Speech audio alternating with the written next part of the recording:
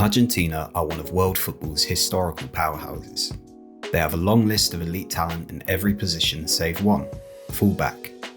That a country home to some of the greatest attackers of all time only has one name, Xavier Zanetti, on the list of widely considered world-class fullbacks is a blotch on an otherwise extraordinary history. It's even more surprising considering how the nation incubates its own talent. Alexis McAllister, Enzo Fernandez and Julian Alvarez are just a few of the Argentine Primera Division's recent exports. Perhaps it's just bad luck, or perhaps it speaks to the nation's preference for attacking verve leaking into its strategy for youth development.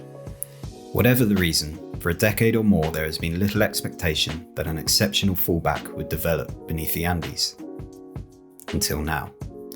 Among the sprawling concrete of Buenos Aires, Boca Juniors have quietly raised a teenage super talent. He's already earned over 1,000 league minutes for their first team and last summer appeared at the Under-20 World Cup. He was watched there by Juventus and Manchester City, who both seriously considered activating his £10 million release clause.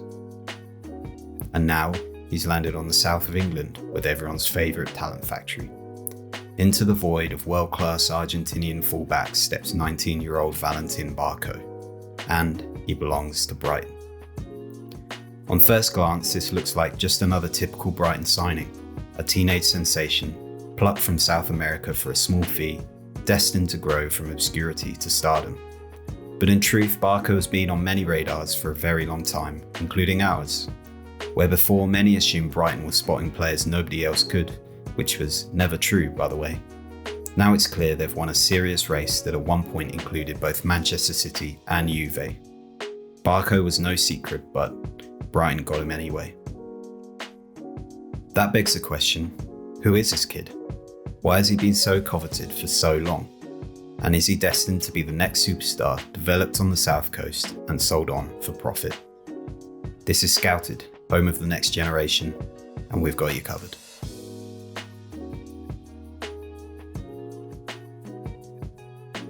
Heaping such praise on a teenager might seem like hyperbole, but there's a genuine belief that Barco could be Argentina's first great left-back of the modern era.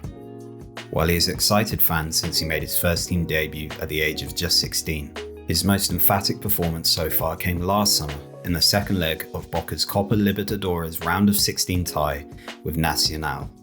His weighted through balls from deep and threatening carries into the final third were both constant highlights. He set up Boca's first goal of the 2-2 draw and topped the night off by scoring the shootout's winning penalty. To understand who Barco is as a player, start with that night against Nacional. On display were all of the things that make him appealing to top clubs, not least his versatility. Though he started on the left wing against Nacional, he roamed into midfield in certain phases of possession. And, as you might have guessed, that's an important detail. But clubs like Manchester City and Brighton are not won over by a single game. Their scouts have tracked Barco for years and they were convinced enough of his quality to bring him straight to the Premier League. So, what have they seen?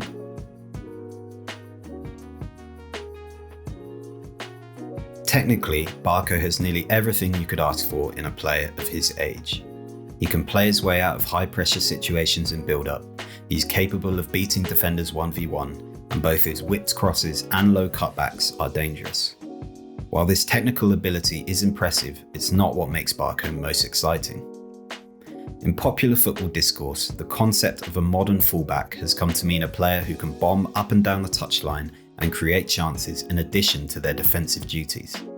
Barco can do all of that, but one could argue he fits an even more modern definition. As mentioned, he's remarkably comfortable at coming central during Boca's build-up, slotting into midfield wherever a gap opens in possession. Yep, he's one of those inverting fullbacks that everyone's so crazy about. While young players with exceptional technical ability are common, those with positional awareness are much less so. Barco's awareness is more characteristic of a veteran midfielder than a young wing-back. In the era of the box midfield, this is exactly what Brighton are paying for. Barco's build-up positioning is remarkably flexible. It's not uncommon to see him start a possession on the touchline, drift into a deep midfield position, and then push up between the opposition's line as possession develops. As Boca build out from the back, He's usually available as an option to stretch the play in a wide area to receive and take the opposing fullback on 1v1, or to drift into attacking midfield while a teammate rotates out wide, allowing him to receive behind the opposition's midfield and drive at the defensive line. Removing such tactical freedom by moving to a larger club with a rigid system would be a concern.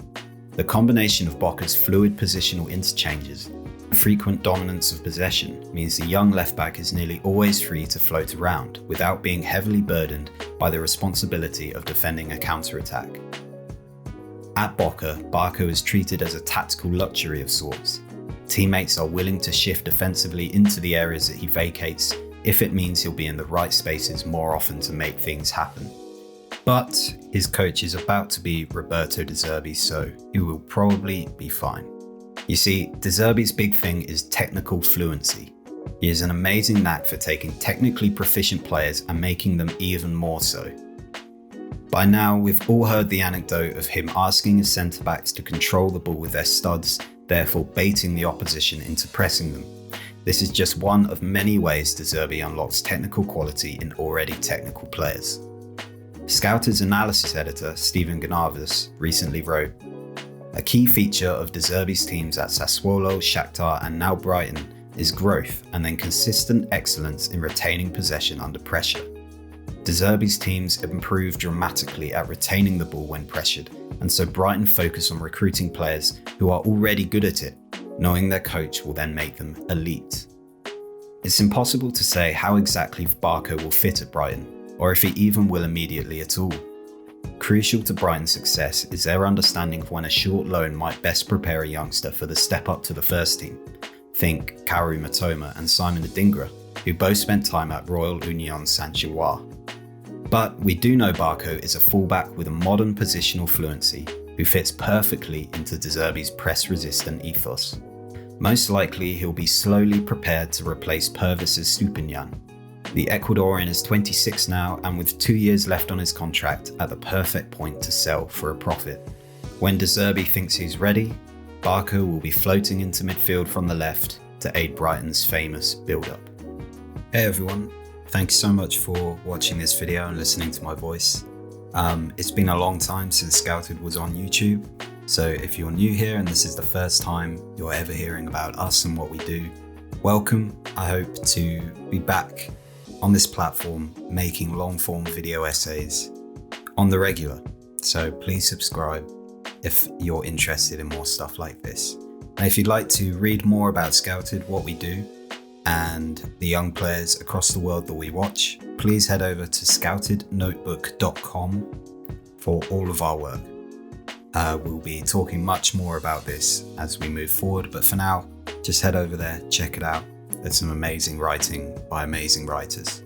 All right, we'll see you in the next one.